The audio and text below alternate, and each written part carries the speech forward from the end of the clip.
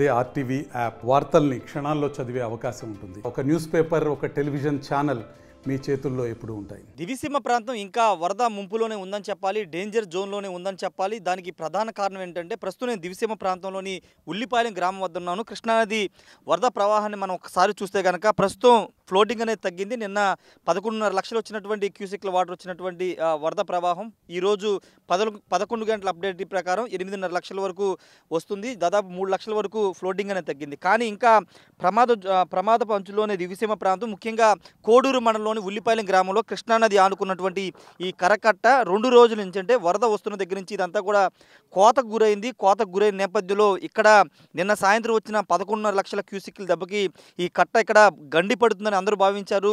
అధికారులు కూడా అప్రమత్తమై ఇసుక బస్తాలతో ఇదంతా కూడా పూడ్చే ప్రయత్నం చేశారు. ఒకసారి ఇక్కడ ఇటువైపు చూస్తే కనుక మట్టితో ఇదంతా కూడా కరకట్ట దగ్గర ఉన్నటువంటి దీన్ని పూడ్చే ప్రయత్నం చేశారు.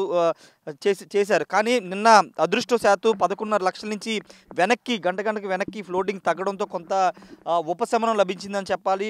అయినప్పటికీ ఇప్పటికీ డేంజర్ జోన్లో, ఎందుకంటే ఒకసారి ఇదంతా కూడా నిన్న మొన్న ఇవన్నీ కూడా కరకట్ట తెగకోకుండా తీసుకున్నటువంటి జాగ్రత్తలు, ఇసుక బస్తాలతో మట్టితో మొత్తం కూడా కరకట్టకు గండి పడకోకుండా, కృష్ణానది వరద రాకోకుండా తీసుకున్నటువంటి జాగ్రత్తలు. ఒకసారి ఇక్కడ ఉన్నటువంటి సిచ్యువేషన్ మీరు చూస్తే కనుక, ఒక్కసారి ఇటువైపు వస్తే కనుక కృష్ణానదికి సంబంధించి ఇట్లా కోతకి గురైపో దాదాపుగా మొన్న 3 రోజుల ముందు అక్కడ వరకు కరకట్ట ఉంది.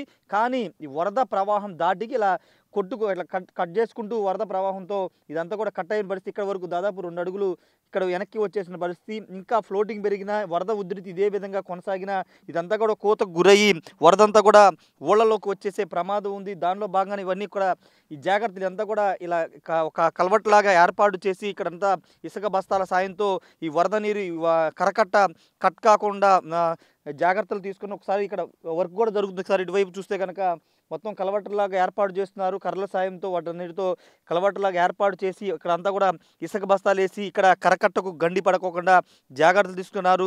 ఏ చిన్న గండి పడినా మొత్తం కూడా కోతకు గురయ్యి ఊళ్ళే మునిగిపోయే ప్రమాదం ఉంది. ఎందుకంటే ఇప్పుడు కూడా తక్కువేం రావట్లేదు. దాదాపు 8.5 లక్షల క్యూసెక్లు అంటే భారీ వరద. ఎందుకంటే గతంలో 10 లక్షలు వచ్చినప్పుడే దాదాపుగా దివిసీమ మునిగిపోతుందని ప్రచారం జరిగింది 2009లో. కానీ ఇప్పుడు 11.5 లక్షలకు వెళ్ళినప్పటికీ కొంత వెంటనే రిలీఫ్, అంటే వెంటనే 11.5 లక్షల నుంచి వెంటనే 8.5 లక్షకి 12 గంటలు రావడంతో కొంత ఊపిరి పీల్చుకున్నారని చెప్పాలి. కొంతమంది ఉన్నారు ఇక్కడ, స్థానిక నేతలు ఉన్నారు, వాళ్ళతో కూడా మాట్లాడదాము.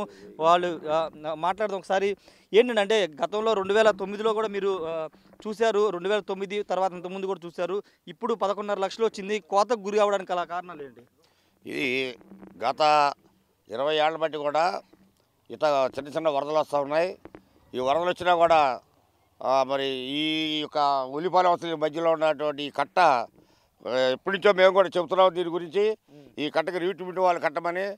ఇప్పుడు ఇదే టైప్గా అక్కడ ఉంది, టర్నింగ్లో కూడా ఉంది. కానీ నిన్న కానీ అదృష్టం బాగుండి భగవంతుడు చల్లగా చూడబట్టి నిన్న ఇంకా పెరగకుండా నిన్న 6 గంటల నుంచి ఫ్లడ్ తగ్గింది. కాబట్టి లేదంటే ఈ పాటికి ఎప్పుడో ఈ కట్ట తెగి ఈ కోడూరు మొత్తం, ఈ మండలం అంతా దాదాపు ఒక పక్క మొత్తం కూడా మునిగిపోయేది. ఇంకా ప్రమాదంలో ఉన్నారండి ఇక్కడ కోడూరు మండలం అంతా. ప్రజెంట్ ఇంకా మరి పెరిగింది అంటున్నారు. ఇప్పుడు కూడా రైతాంగం కానీ ప్రజలు కానీ బిక్కుబిక్కుమంటానే ఉన్నారు. ఎప్పుడు కూడా దీని యుద్ధ ప్రాతిపదిక మీద ఈ అవనిగడ్డ కానీ కట్టడం కానీ మరమ్మతులు చేస్తే ఫ్యూచర్లో ఇలాంటి విపత్తులు వచ్చినప్పుడు కూడా ప్రజలకి ఇబ్బంది లేకుండా ఉంటుందని చెప్పేసి మేము కోరుకుంటున్నాము. అంటే గత ప్రభుత్వంలో ఇక్కడ వైసీపీ ఉన్న టైంలో కరకట్ల మరమ్మతుకు సంబంధించినటువంటి నిధులు కేటాయించినట్టు తెలుస్తుంది. అవన్నీ ఖర్చు పెట్టలేదా? ఏం జరిగింది? సంవత్సరంన్నర కిందట మాజీ సీఎం గారు గౌరవనీయులు జగన్మోహన్ రెడ్డి గారు అవనిగడ్డ మీటింగ్లో వచ్చి ఈ యొక్క అవనిగడ్డ అటు నుంచి సంగమేశ్వరం వరకు 26 కోట్ల రూపాయలు శాంక్షన్ చేశారు. అయినా ఆ 26 కోట్లు దాన్ని అన్నారే కానీ అది ఒక మాట వరకు చెప్పాడు. ఆ రోజున స్టేజ్ మీద ఇక్కడ వర్క్ చేసి లేదు. ఆ రోజు కానీ 26 కోట్లు ఇచ్చి ఉన్నట్టే ఈ రోజున ఎంత ఇబ్బంది పడటానికి రైతాంగం కానీ ప్రజలు కానీ ఇబ్బంది పడకుండా భయాందోళనతో రాత్రి నుంచి 3 రోజులు బట్టి ఎంతో భయాందోళనతో ఈ కోడూరు మండలంలో ఉన్న ఉల్లిపాయలు కానీ అవసరజీవి కానీ ఈ పాలకతిప్ప ప్రజలు కానీ చాలా భయాందోళనతో గురయ్యారు. ఆ భగవంతుడు సల చూసి రాత్రి నుంచి కూడా ఫ్లడ్ తగ్గింది. మళ్ళీ ఇప్పుడు పెరుగుతుంది అంటున్నారు. ఏదేమైనా సరే ఇలాంటి ఇప్పుడు ఈ అవసరజీవి ఉల్లిపాయలు కట్టనే ప్రతిష్టగా చేసి ఇప్పుడున్న ముఖ్యమంత్రులు నారా చంద్రబాబు నాయుడు గారు, ఉప ముఖ్యమంత్రి పవన్ కళ్యాణ్ గారు కానీ ఎట్లయినా సరే దీన్ని ఒకసారి ఏరియల్ సర్వే చేయించి దీన్ని కూడా స్టాండర్డ్గా ఉండేట్టు కూడా చేయమని మేము ఈ ప్రభుత్వాన్ని కోరుతున్నాం. మీరేం చెప్తారండి? గతంలో చూసారు ఎంత వరదని ఉల్లిపాయలంగా దివిసీమ ప్రాంతాల్లో? గతంలో ఎప్పుడూ చూడలేదండి. ఇది 120 సంవత్సరాల క్రితం వచ్చిందని చెప్తున్నారు. ఇంత పెద్ద ప్రవాహం కానీ ఇంత వరద కానీ దాదాపు 12 లక్షల పైచీలకు క్యూసెక్కుల వాటర్ రావడం జరిగింది. దీనికి శాశ్వత ప్రాతిపదికన చేయాలంటే ఇప్పటికే మనం ఎంపీ గారికి దృష్టికి తీసుకెళ్ళడం జరిగింది. వారు కూడా నిన్న నియోజకవర్గంలో అన్ని ప్రాంతాల్లో తిరిగారు. అలాగే ఎమ్మెల్యే గారు అమెరికాలో ఉన్నప్పటికీ ఈరోజు వారు అన్ని విషయాల్లో మరి దగ్గరుండి వాళ్ళ అబ్బాయికి ఫోన్ చేస్తూ మిగిలిన విషయాలు పర్యవేక్షించమని చెప్తున్నారు. ఇక్కడ పర్యవేక్షణ అయితే జరుగుతుంది. అదేవిధంగా ఇప్పుడు శాశ్వతంగా ఇప్పుడు ఎలాగో ఎన్డీఏ కూటమి ఉంది కాబట్టి రాబోయే రోజుల్లో దీన్ని తగిన విధంగా మరి అభివృద్ధి చేయాల్సిన అవసరం ఉందని చెప్పి విన్నవిస్తున్నాం. ఇది అందరూ ఒకటే చెప్తున్నారు, పొలిటికల్ పార్టీసే కాదు, అందరూ కూడా చెప్తున్న మాట ఏంటంటే కరకట్టని బలంగా అంటే కరకట్టని నిర్మించాల్సిన అవసరం ఉంది. ఎప్పుడో 100 ఏళ్ల కాలం నాటి ఏర్పాటు చేసినటువంటి కరకట్టలు చాలా బలహీనంగా ఉన్నాయి.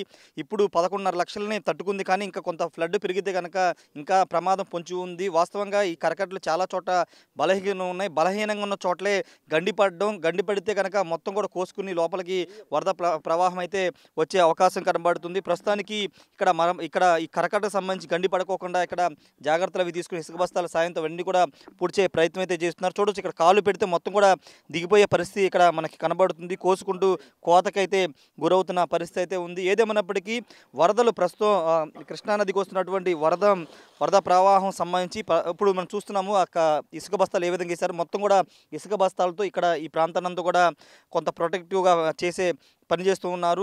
ప్రస్తుతానికైతే వరద ఫ్లోటింగ్ అయితే కొంత తగ్గింది. పైన శ్రీశైలం నుండి 5.5 లక్షల క్యూసిక్లు ఇప్పటికే వాటర్ వదిలామని అధికారులు చెప్తున్నారు. వాటర్ వదిలారు. ఒకవేళ ఇటు మన కృష్ణా జిల్లాలోని కొన్ని వాగులు ఇంకా పొంగి పొరిలితే కనుక వరద ప్రవాహం పెరిగే అవకాశం కనబడుతుంది. ప్రస్తుతానికైతే కొంత ఇంకా దివిసీమ ప్రాంతం, ముఖ్యంగా కోడూరు మండలంలో ఉన్నటువంటి ఉల్లిపాయలు, అంశలదీవి ప్రాంతాలను కూడా ముంపుకు గురే అవకాశం కనబడుతుంది. కరకట్ట తెగితే కనుక పూర్తి స్థాయిలో వరద మొత్తం వచ్చేసే అవకాశం అయితే కనబడుతుంది. కెమెరా పర్సన్ శ్రీనివాస్తో రాయేష్, RTV, ఉల్లిపాయలం గ్రామం నుండి. మరిన్ని వీడియోస్ కోసం ఛానల్ ని సబ్స్క్రైబ్ చేయండి. లేటెస్ట్ అప్డేట్స్ కోసం వాట్సాప్ ఛానల్ ని ఫాలో చేయండి. అండ్ లింక్ డిస్క్రిప్షన్ లో ఉంది.